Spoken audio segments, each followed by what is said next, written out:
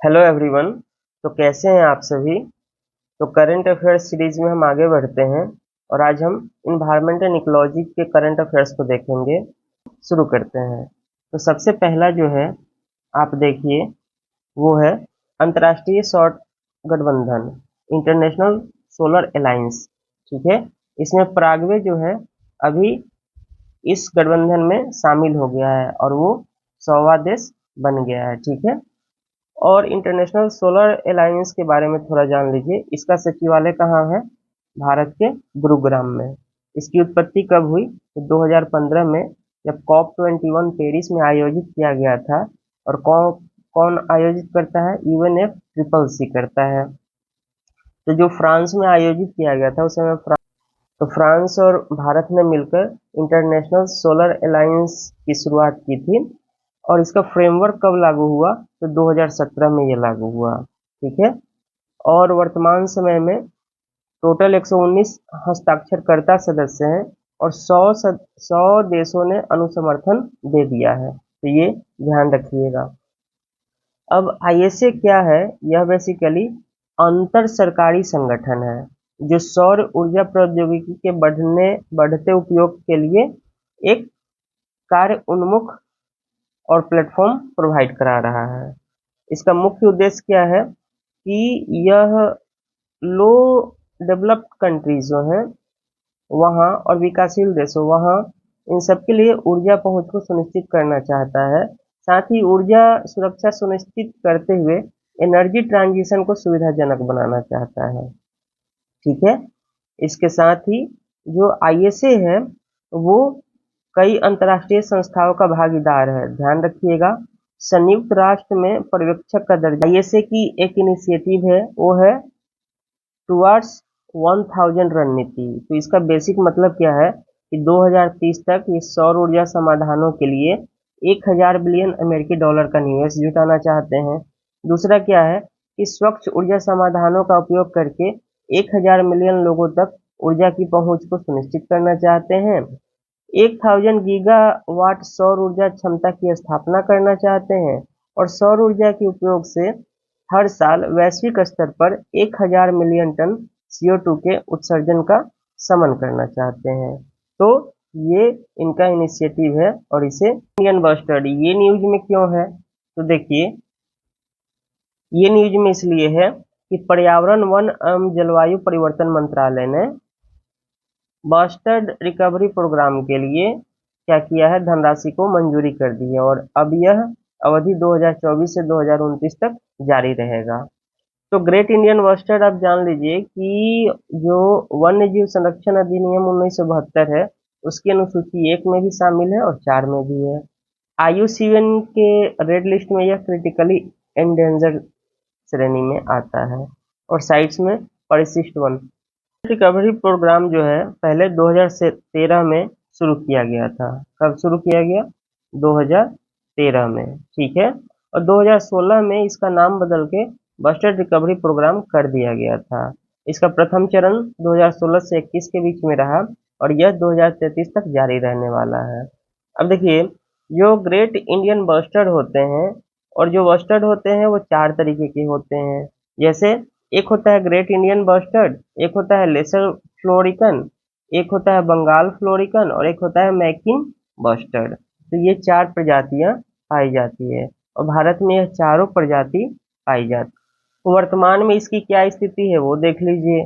तो वर्तमान में 140 ग्रेट इंडियन बस्टर्ड उपलब्ध हैं और 1000 से कम लेसर फ्लोरिकन बचे हुए हैं। और यह प्रोजेक्ट चला कौन रहा है? भारतीय वन्यजीव संस्थान के द्वारा चलाया जा रहा है। लेसर फ्लोरिकन के बारे में जान लीजिए, ये भी IUCN लिस्ट में क्रिटिकली इंडेंजर स्पीसीज है। और ये सब का प्रवास क्षेत्र कहाँ है? तो राजस्थान में पाए जाते हैं, गुजरात में, मध्य प्रदेश, आंध्रा और महाराष्ट्र में। तो कम आपके लिए वो है सॉइल हेल्थ पर। ये बेसिकली क्यों न्यूज में आया है? क्योंकि जो यूनेस्को है उसने कहा है कि हम वर्ल्ड सॉइल हेल्थ इंडेक्स स्थापित करेंगे, बनाएंगे। और ये कहाँ पर किया गया? अभी सॉइल हेल्थ के लिए मोरक्को में एक अंतर्राष्ट्रीय सम्मेलन हुआ था। अंतर्राष्ट्रीय मृदा सम्मेलन हुआ मोरक्को में वहीं पर यूनेस्को ने यह कहा है कि हम विश्व मृदा स्वास्थ्य सूचकांक की स्थापना करेंगे। तो ये बस आपको ध्यान रखना है। कुछ फैक्ट्स जान लीजिए जो आपके पीटी में महत्वपूर्ण हो सकता है। तो देखिए, विश्व मरुस्थलीकरण एटलस के द्वारा 75% मृदा का क्षरण हो चुका है। ठीक है, और ऐसा माना जा रहा है कि यह रुझान जारी रहा तो 2050 तक 90% मृदा का क्षरण हो जाएगा। भारत में क्या स्थिति है? तो भारत का मरुस्थलीकरण और भूमि क्षरण एटलस, इसको इसरो ने तैयार किया था। ठीक है, तो ये ध्यान रखिएगा। 2021 के अनुसार कुल निम्नीकृत भूमि 96.4 मिलियन हेक्टेयर है, और यह टोटल भौगोलिक क्षेत्र का कितना है? 29.32%। तो कई बार ऑप्शंस में आ जाते हैं, तो आपको मोटा मोटी ध्यान रखिएगा कि 29 से 30% है, और अगर बहुत क्लोज आ गया तब तो एकदम ही आपको याद रखना पड़ेगा। तो 29.32%। अब देखिए, मृदा में क्या पाया जाता है? बृहद पोषक तत्व मैक्रो और सूक्ष्म पोषक तत्व माइक्रो। तो एनपीके जो होता है वो होता है मैक्रो, इसके साथ सल्फर और कैल्शियम भी होता है। और सूक्ष्म तत्व में क्या होता है? जिंक होता है, फेरस होता है, कॉपर होता है, मैग्नीज होता है, मॉलिबेडनम होता है। ठीक है, तो और इसमें एक मैग्नीशियम भी होता है। ठीक है, मैग्नीशियम। तो ये ध्यान रखिएगा, क्योंकि हाल ही में इससे क्वेश्चन अभी जस्ट सीडीएस में आए हैं। देखिए, बॉन्ड चैलेंज प्रतिज्ञा हुआ था, उसमें उन्होंने कहा था कि जो भूमि खराब हो रही है ना, उसको 2020 तक हम 150 मिलियन हेक्टेयर रिकवरी करेंगे, और उनका टारगेट शिफ्ट हुआ 2030 तक या 350 मिलियन हेक्टेयर निम्नीकृत भूमि और वन की कटाई वाले भूमि को वापस पुरानी प्राकृतिक स्थिति में बहाल करेंगे। तो ये कुछ फैक्ट्स हैं, कई बार स्टेटमेंट में आपको मदद दे सकते हैं। ये एक न्यूज देखिए, एफएओ के द्वारा है। एफएओ रिलीज किया है क्या? The world's forest 2024 report. ठीक है, तो एफएओ ने state of the world's forest 2024 report जारी किया है। इसका थीम क्या है? नवाचार के माध्यम से वन समाधानों में तेजी लाना, accelerating forest solution through innovation. तो ये ध्यान रखिए। अब इस रिपोर्ट में कहा क्या गया है वो जान लीजिए थोड़ा। तो डिफोरेस्टेशन का दर जो 1990 से 2000 में था वो 15.8 मिलियन हेक्टेयर प्रति वर्ष थी, और 2015 से 2020 के बीच में यह घट के 10.2 मिलियन हेक्टेयर प्रति वर्ष हो गई। तो क्या हमें फैक्ट्स याद रखना है? बिल्कुल भी नहीं, लेकिन आपको यह अंदाजा होना चाहिए कि अभी स्थिति क्या है, क्या डिफोरेस्टेशन का दर पहले से अधिक हुआ है या कम हुआ है, उसकी जानकारी यह रिपोर्ट हमें देती है। तो अभी क्या हो गया है? कम हो गया है।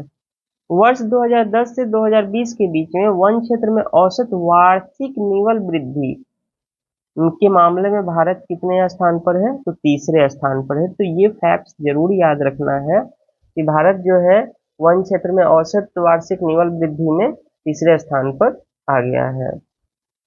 भारत में गैर कास्ट नॉन टिम्बर वनोत्पाद से 275 मिलियन लोग आजीविका के लिए निर्भर हैं। तो देख लीजिए, लगभग 27 करोड़ लोग इस पर अभी निर्भर हैं। देखिए, एक न्यूज है संयुक्त राष्ट्र वाटर कन्वेंशन।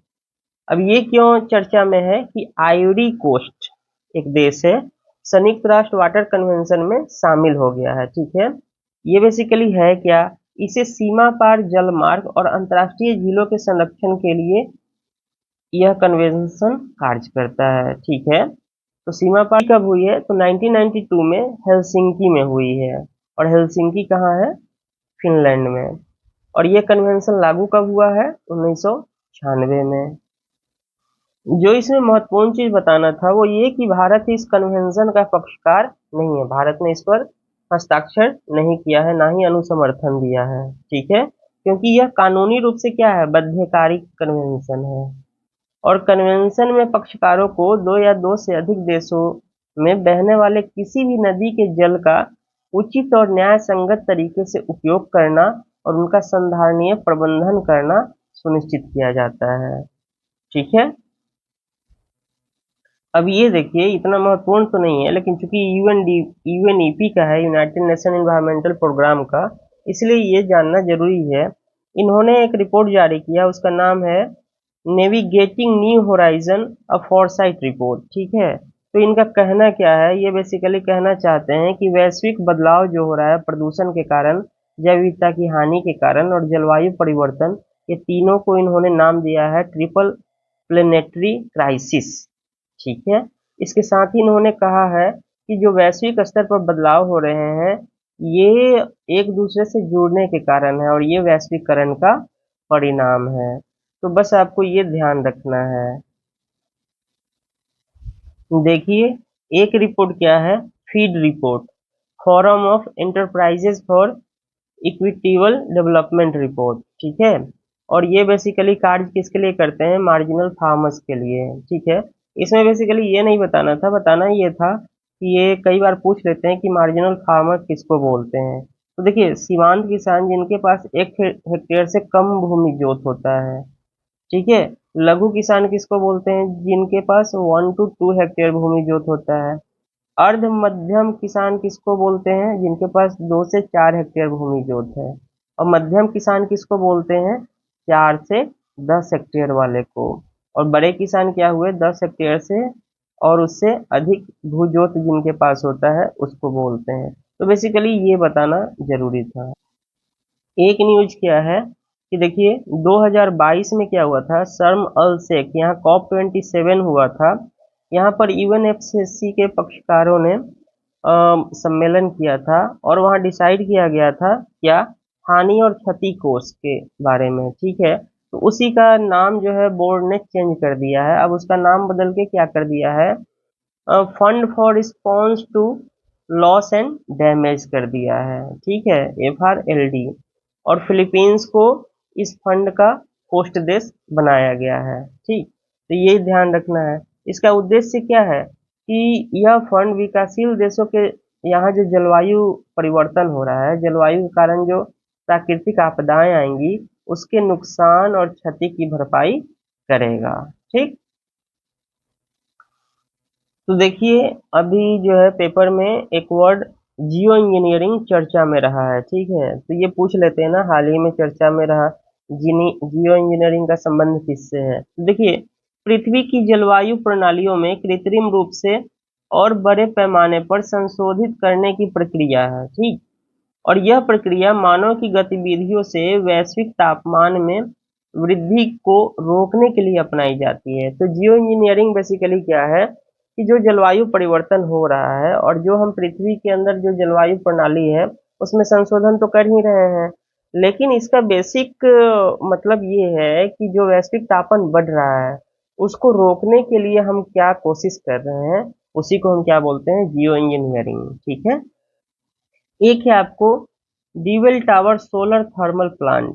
ठीक है, ये क्या है, तो चीन ने विश्व के पहले ड्यूवेल टावर सोलर थर्मल प्लांट का अनावरण किया है। यह ऊर्जा दक्षता में 24% तक बढ़ोतरी कर सकता है। तो ये दो छोटे टॉपिक थे, इसको ध्यान रखें। एक टॉपिक है हमारे पास साइट से रिलेटेड, तो the convention on international trade and endangered species of wild fauna and flora, CITES का फुल फॉर्म होता है। इन्होंने एक रिपोर्ट जारी किया है, रोजवुड द ग्लोबल पिक्चर। ठीक है, रोजवुड हिंदी में बोलते हैं शीशम को, और साइट्स के परिशिष्ट सेकंड में आता है। तो आप बस रोजवुड जान लीजिए कि इस पर एक रिपोर्ट इन्होंने जारी किया है। अब साइट्स के बारे में जान लीजिए। तो साइट्स क्या है, IUCN ने 1963 में एक संकल्प द्वारा इसकी स्थापना की थी। बाद में यह कन्वेंशन 1975 में लागू हुआ। भारत इसका क्या है, पक्षकार देश है और राष्ट्रों के मध्य ये कानूनी रूप से बाध्यकारी है, ये ध्यान रखना है। उद्देश्य इसका क्या है कि वन्य जीवों एवं वन्य प्रजाति होगा। ठीक है, प्रजाति के नमूनों के अंतर्राष्ट्रीय व्यापार से उनके अस्तित्व को खतरा ना पहुंचे, तो इसको देखने का काम कौन करता है, साइट्स करता है। इसमें कुछ परिशिष्ट होते हैं, जैसे परिशिष्ट फर्स्ट, सेकंड और थर्ड। तो फर्स्ट क्या होता है, मतलब ऐसी प्रजाति शामिल है जिन पर विलुप्ति का खतरा मंडरा रहा है। इन प्रजातियों के अंतर्राष्ट्रीय वाणिज्यिक व्यापार पर क्या है, प्रतिबंध है। तो परिशिष्ट फर्स्ट में जो आएगा उस पर अंतर्राष्ट्रीय वाणिज्यिक व्यापार प्रतिबंधित है। सेकेंड में क्या है कि वर्तमान में तो खतरा नहीं है, लेकिन आने वाले भविष्य में क्या होगा, खतरा पड़ सकता है। तो इन प्रजातियों के व्यापार के लिए निर्यात परमिट या पुनः निर्यात प्रमाण पत्र की आवश्यकता होती है, परंतु आयात परमिट की आवश्यकता नहीं होती है। तो ये ध्यान रख लीजिए।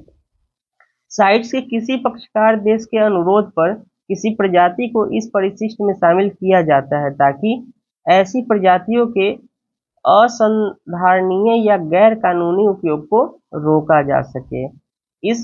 इन प्रजातियों के व्यापार के लिए उचित परमिट या प्रमाण पत्र की आवश्यकता होती है। तो साइट्स के बारे में जानना जरूरी है क्योंकि हमेशा क्वेश्चन पूछे जाते हैं। अब कुछ छोटे टॉपिक हैं वो देख लीजिए। ये देखिए अगरवुड, ये भी साइट्स ने इसके बारे में अभी रिपोर्ट जारी किया। इन्होंने अगरवुड को भारत के निर्यात के लिए आसान बना दिया है। हमको इसमें जानना क्या है कि अगरवुड एक स्थानिक सदाबहार वृक्ष है, ठीक है, एवरग्रीन फॉरेस्ट है। क्योंकि ये ऑप्शन में आ जाएंगे तो आपको पता नहीं चलेगा। और ये पाए कहाँ जाते हैं, तो पूर्वोत्तर भारत में, बांग्लादेश में, भूटान में और दक्षिण पूर्व एशिया में। यह काफी कीमती और सुगंधित होते हैं। तो बेसिकली आपको फोकस क्या करना है, ये सदाबहार वृक्ष है। एक न्यूज में रहा है कि पुरातत्वविदों ने आंध्र प्रदेश के प्रकाशम जिले में शुतुरमुर्ग का विश्व का प्राचीनतम घोंसला खोजा है। और यह अनुमान किया जा रहा है कि यह घोंसला 41,000 साल पुराना है, ठीक है। इसमें शुतुरमुर्ग के कई अंडे प्राप्त हुए हैं। तो सबसे पुराना जो प्राचीन घोंसला मिला कहाँ, प्रकाशम जिले में, वो कहाँ है, आंध्र प्रदेश में। यह घोंसला भारतीय उपमहाद्वीप में मेगाफौना के विलुप्त होने के बारे में महत्वपूर्ण जानकारी प्रदान करता है। तो मेन वर्ड मेरा क्या है, मेगाफौना। मेगाफौना शब्द का मतलब क्या है कि मेगाफौना शब्द का इस्तेमाल एक निश्चित वजन सीमा, आमतौर पर 50 किलोग्राम से ऊपर के जीवों के लिए किया जाता है, ठीक। देखिए एक जेरडॉन्स कोर्सर करके एक पक्षी है जो पिछले 1 दशक से अधिक समय से यह दिखाई नहीं दिया है। और यह कैसा पक्षी है, ये एक निशाचर पक्षी है और यह केवल पूर्वी घाट में पाया जाता है। और बेसिकली आंध्र प्रदेश में इसको देखा गया है केवल, और ये विशेष रूप से कडप्पा के श्रीलंका मलेश्वर वन्य जीव अभयारण्य में मिलता है। तो आपको ध्यान क्या रखना है कि श्रीलंका मलेश्वर वन्य जीव अभयारण्य कहाँ है, तो आंध्र प्रदेश में। ये कहाँ मतलब पाया जाता है, तो पूर्वी घाट में। और 1 दशक से दिखा नहीं है, तो विलुप्ति के कगार पे है। निशाचर है, मतलब रात्रि घूमता है। एक न्यूज है आपको अराकू कॉफी से, क्योंकि प्रधानमंत्री मोदी जी ने मन की बात में अराकू कॉफी का जिक्र किया था, ठीक है। तो आप जान लीजिए अराकू अरेबिका कॉफी के बारे में, ठीक है। तो यह आंध्र प्रदेश और उड़ीसा के पहाड़ी इलाकों में बोया जाता है, इसकी खेती की जाती है। और आंध्र प्रदेश की अराकू वैली अरेबिका कॉफी को 2019 में जीआई टैग मिल चुका है। और चूंकि ये आंध्र प्रदेश के अराकू वैली में ही उगाया जाता है, इसलिए इसको हम अराकू कॉफी कहते हैं। अराकू घाटी में क्या है, गर्म दिन और ठंडी रातें तथा लौह समृद्ध मृदा कॉफी, ठीक है। तो मिट्टी कैसी पाई जाती है, उसमें फेरस की मात्रा अधिक होती है, इसीलिए इस पौधे को पकने में क्या करती है, मदद करती है। इस कारण से अराकू कॉफी क्या होती है, सुगंधित और बहुत स्वादिष्ट होती है। एक न्यूज है आपको उनमिंगला दर्रा कहाँ है, लद्दाख में है, ठीक है। ये पूर्वी लद्दाख में है। ये भी ध्यान रखना है कि पूर्वी में है कि पश्चिमी में है, तो कई बार वो ऑप्शन में बना देते हैं। अब ये चर्चा में क्यों है, क्योंकि new space research and technology ने उनमिंगला दर्रा पर 100 kg के मैक्सटेक ऑफ वेज मोटोव यूएवी मानव रहित हवाई वाहन का सफलतापूर्वक परीक्षण किया है। तो इसीलिए उनमिंगला दर्रा चर्चा में रहा है। यह विश्व की सबसे ऊंची मोटरयान परिवहन योग्य सड़क है। ये लगभग 19,000 से ऊपर फीट की ऊंचाई पर है, ठीक है। और इस रोड को किसने बनाया था, तो बीआरओ ने, प्रोजेक्ट की मांग के तहत। तो ये ध्यान रखना है, ठीक है। तो आप इस वीडियो को अवश्य देखिए, आने वाले एग्जाम के लिए महत्वपूर्ण होगा। चैनल पर नए हैं तो सब्सक्राइब करें, लाइक करें, शेयर करें और बेल आइकन को अवश्य दबाएं। धन्यवाद।